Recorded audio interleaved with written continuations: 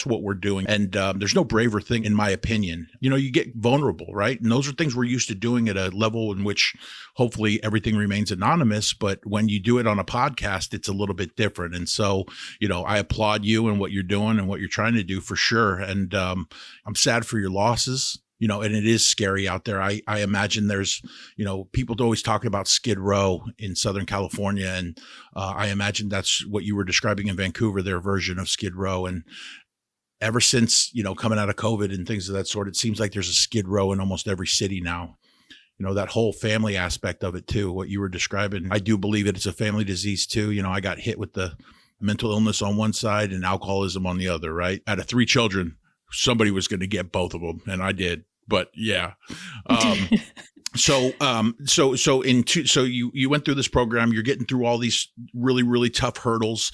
But is it feeling like a win when you had mentioned waking up in that morning and said you could do everything. So that must've felt like a win.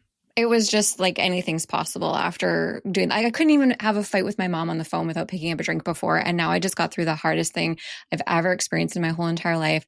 And I just kept thinking, like, what else can I do? What else is possible? And, I got on a plane for the first time in my life and went to an all-inclusive resort in Mexico 4 months sober. Wow. With like a bunch of my family. I didn't drink. No. And, the craziest thing is a woman that was in my step group ended up in the same resort, like really close to where I was.